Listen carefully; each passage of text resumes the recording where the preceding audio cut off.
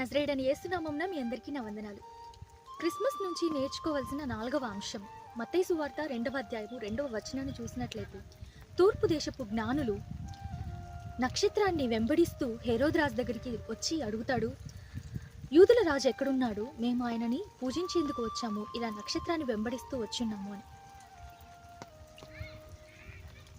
పరిశుద్ధ బైబిల్ గ్రంథము నక్షత్రానికి ఒక సాదృశ్యమైనది.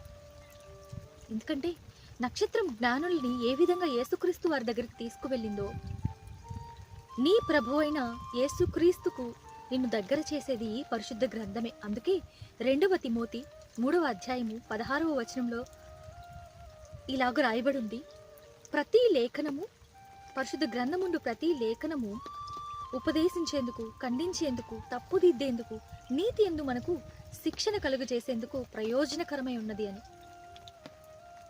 అంత మాత్రమే కాదు, కీర్తనలు 119 105వ వచనంలో చూసినట్లయితే, నీ వాక్యము నా పాదములకు దీపమై ఉన్నది, నా త్రోవకు వెలుగై ఉన్నది అని ఉంది. కాబట్టి బైబిల్ చదవడం మానకండి.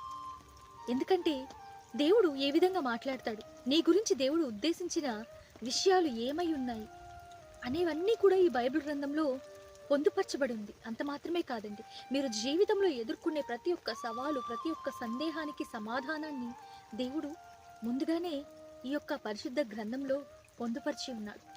దైవావేశం వలన రాయబడిన ఈ యొక్క గ్రంథము నీ యొక్క జీవితానికి వెలుగై ఉన్నది. కాబట్టి బైబిల్ అనే ఈ యొక్క నక్షత్రాన్ని ఫాలో అవ్వండి, వెంబడించండి. యేసుక్రీస్తుని మీరు పూర్తిగా అర్థం చేసుకోగలుగుతారు. దేవుడి వాక్యాన్ని దీవించును గాక. Praise the lord.